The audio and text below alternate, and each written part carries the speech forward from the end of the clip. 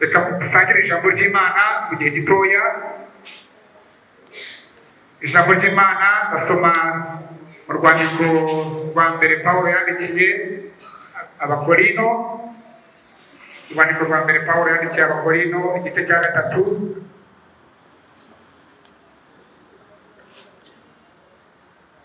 Urwandiko rwa mbere Pawulo yandikiye Abakorino igice cya 3 uhereye ku murongo wa 10. Aravuga ngo nk'uko ubuntu bw'Imana nahawe bungana, nashyizeho urufatiro nk'umwubakisha mukuru w'ubwenge, undi yubakaho. Ariko umuntu wese yirinde uko yubakaho, kuko nta rundi rufatiro umuntu abasha gushyiraho keretse urwashyizweho, ari rwo Yesu Kristo. Ariko umuntu niyubaka kuri urwo rufatiro, izahabu cyangwa ifeza cyangwa amabuye y'igiciro cyinshi cyangwa ibiti cyangwa ibyatsi cyangwa ibikenyeri, umurimo w'umuntu wese uzerekanwa urya munsi, niwo uzawerekana, kuko uzahishuzwa umuriro. 14. Umurimo w'umuntu uwo yubatse kuri urwo rufatiro nugumaho azahabwa ingororano, ariko umurimo w'umuntu n'ushya azabura inyungu, nyamara ubwe azakizwa, ariko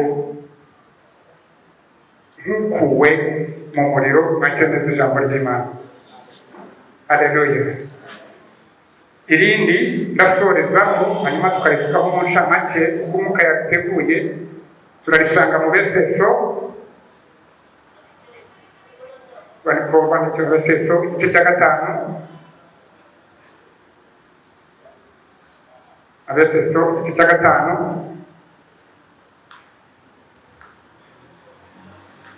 turahera ku murongo wa 22. Aravuze ngo bagore mugandukire abagabo banyu nk'uko mugandukira umwami wacu, kuko umugabo ari we mutwe w'umugore we, nk'uko Kristo ari umutwe w'itorero, ari byo mubiri we, ni nawe mukiza waryo. Ariko nk'uko itorero rigandukira Kristo, aba ariko abagore bagandukira abagabo babo muri byose. Bagabo mukunde abagore banyu nk'uko Kristo yakunze itorero akaryitangira ngo aryeze, amaze kuryogesha amazi n'ijambo rye, aryishyire rifite ubwiza, ridafite ikizinga cyangwa umunkanyari cyangwa ikintu cyose gisa gityo, ahubwo ngo ribe iryera ridafite inenge. Amen. Haleluya. Nitwa Winnie Ismael Ndahimana, muri Diyoseze ni ya Butare, Paruwase ni ya Nyakibungo. Ndanezerewe cyane kubw'uyu mwanya. Hanyuma kubwo ijambo ry'Imana tumaze gusangira cyangwa se gusoma, Pawulo yahuguye abantu b'i Korinto mu nzandiko yagendaga abandikira. Arababwira ngo uko byagenda kose, hari ukuntu abantu bubaka, ariko hari ibyubakwa bigakomera, hari ibyubaka bikomeye bitewe n'ibyo abantu bubakiyeho. Arabahugura rero ko umuntu ashobora kubakisha ibikenyeri, akubakisha ibiti, akubakisha amabuye, akubakisha ifeza, agaragaza ibintu bitandukanye abantu bashobora kubakisha. Ariko agarutse rero ngo ibyo byose wakoresha wubaka, hari igikwiriye kuruta ibindi byose, nubwo ubanza gushaka urufatiro, kuko nibwo uzakomeza inyubako yawe. Haleluya. Si ubwa mbere bafite amakuru atandukanye, ariko waba wubatse mu gihe cyatambutse mu myaka ishize, ugiye kubaka uyu munsi,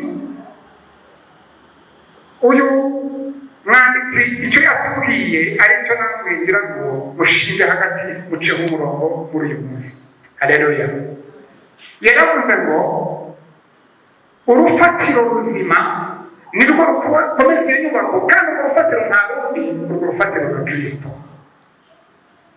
Arababwira ngo buri muntu wese yisuzume uko yubaka aho ngaho.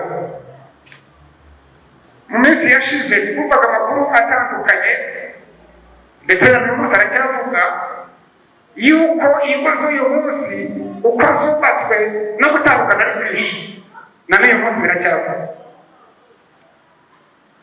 Ariko ibanga rituma urugo rukomera no kubakwa rugakomera nta rindi ni uko riba rufite urufatiro ubuzima ariko Kristo. Haleluya. Buriya ushaka kureba ingo zasenyutse ntuzabaze ngo zasenywe n'iki, haba uzamenye ngo zabuze urufatiro ubuzima.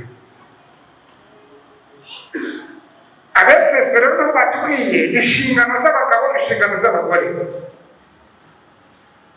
Arakubwira ngo inshingano ya mbere y'umugore ni ukugira ngo ubone gusasa, ukagira ngo hari abandi baryamaga badashashe,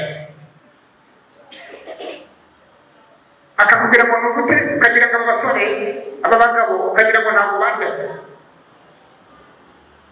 Inshingano rero hano zijya zigora abantu kuzimenya izo icyo bagomba gukora, hanyuma babikora nabi ukumva nyine haje ibibazo mu ngo zabo. Ariko Pawulo ahugura Abefeso yarababwiye ngo bagore mugandukire abagabo banyu. Icyo kigereranyo cyo kugandukira abagabo, abagore bagandukira abagabo, yabifashe nk'uko Kristo abigenje ubwo yemeraga kugaragariza urukundo itorero yakunze. Haleluya. Uko Kristo yakunze itorero abigaragaza ko n'abagabo bagomba kubikora gutyo. Ariko hari ijambo nasomyemo ndarisesengura nanjye riravuga ngo abagabo ni umutwe w'iki? Umugabo ni umutwe w'umugore. Bivuze ngo umugore bataye umutwe aba yataye, umugore bataye umutwe aba yataye umugabo, sibyo? Kuko abagabo n'umutwe w'abagore. Bivuze ngo abagore bataye imitwe bataye abagabo. Bagabo muramenyera kutazatuma abagore bataye imitwe. Ariko haha usanga umuntu yatangiye kuvuga ngo ibi nagiyemo ni ibiki, ubwo abari batangiye kuwutanya. Kandi Pawulo yahakuye abagabo abagore yarababwiye ngo mukunde abagore banyu ndetse nk'uko Kristo yakunze itorero ndetse ngo akemera no kuryitangira. Birakwiriye ko ufata urwo rukundo ko Kristo yakunze itorero, hanyuma nawe urasabwa kubikora ku mugore wawe.